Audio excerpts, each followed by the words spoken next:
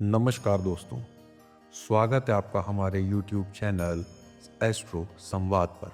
आज हम आपको एक ऐसी अद्भुत और रहस्यमयी कहानी सुनाने जा रहे हैं जो न केवल महाभारत के गूढ़ रहस्यों को उजागर करती है, बल्कि मानवता, बलिदान और भक्ति के असली अर्थ को भी हमारे सामने लाती है। यह कथा है बार्बरिक के बलिदान और श्री कृष्ण द्वारा उन्हें दिए गए वरदान के बारे में।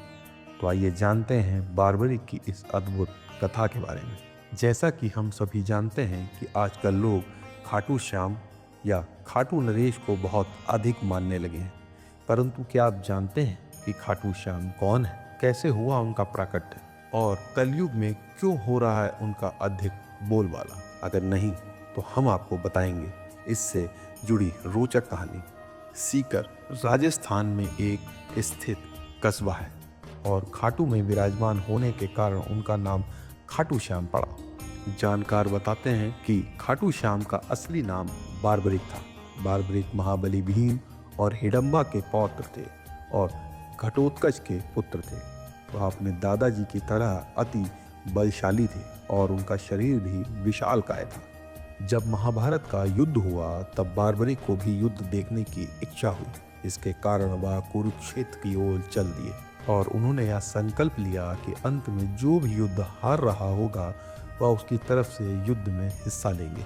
जब यह बात श्री कृष्ण को पता लगी तो वो परेशान हो उठे, क्योंकि वह युद्ध के परिणाम से अवगत थे। वह जानते थे कि जीत पांडवों की ही होगी, परंतु वह वो भी जानते थे कि अगर बार्बरिक युद्ध में हिस्सा लिया तो वही जीतेंगे।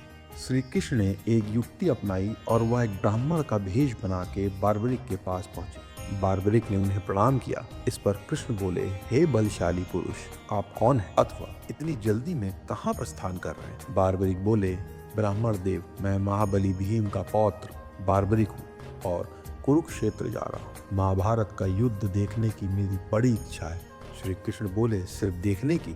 आप जैसा बलवान सिर्फ युद्ध देखेगा, लड़ेगा नहीं।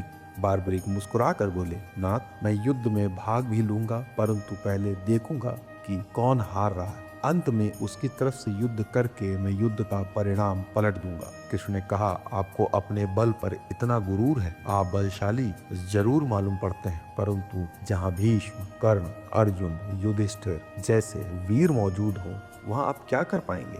मुझे आपकी बातों पर यकीन नहीं है। इस पर बार्बरिक ने उत्तर दिया, हे भूदेव, आप चाहें तो मेरे बल की परीक्षा ले सकते हैं। बार्बरिक की यह बात सुनकर श्री कृष्ण मुस्कुराए, क्योंकि वह इसी क्षण का इंतजार कर रहे थे। वे बोले, परंतु अगर आप हारे तो जो मैं मांगूंगा आपको मुझे देना हो। बार्बरिक बोले, जैसा आप कहें ब्राह्मण।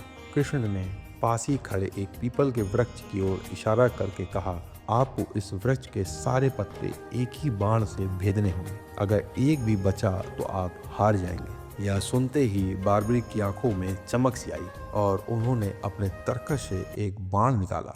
धनुष पर लगाते हुए आंख बंद करके कुछ पढ़ा और बाण चला दिया। उस दिव्य बाण ने कुछ ही क्षण में पेड़ के सारे पत्ते भेद दिए और उसके बाद कन्हैया के एक पैर के चारों तरफ घूमकर निरस्त होकर गिर गया। यह देख बार्बरिक बोले, मैं जीत गया। इस पर श्री कृष्ण मुस्कुराए और अपना पैर हटाते हुए बोले, शायद नहीं। उन्होंने उस पेड़ का एक पत्ता अपने पैर के नीचे दबा लिया था, जिससे वह बाण भेद नहीं पाया। यह देख बार्बरिक निराश हो गए और बोले, मांगिए ब्राह्मण, आप क्या मांगते हैं?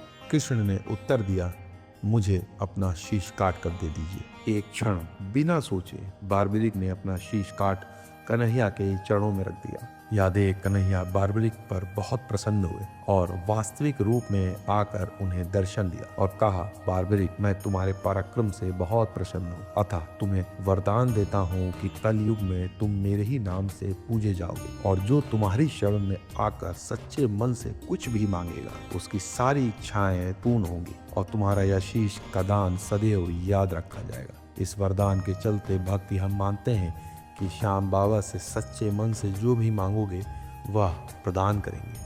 आज बार्बरिक की पूजा बाबा खाटू श्याम के नाम से होती है। विशेष रूप से उनकी भक्ति और बलिदान के कारण उनका नाम और उनके द्वारा किए गए महान कार्यों को श्रद्धा और आदर के साथ याद किया जाता है। उनके बलिदान के कारण पांडवों की विजय सुनिश्चित हुई और साथ ही उन्होंने दुनिया को यह संदेश दिया कि सत्य और धर्म के पक्ष में कोई भी बलिदान करना आवश्यक होता है। अगर आपको हमारी यह वीडियो पसंद आई हो तो इसे लाइक करें, शेयर करें और हाँ, हमारे चैनल को सब्सक्राइब नहीं किया हो तो आज ही करें, ताकि ऐसी और भी रोचक और प्रेरणादायक कहानियाँ हम आप तक पहुँचा सकें। जय श्री कृष्ण।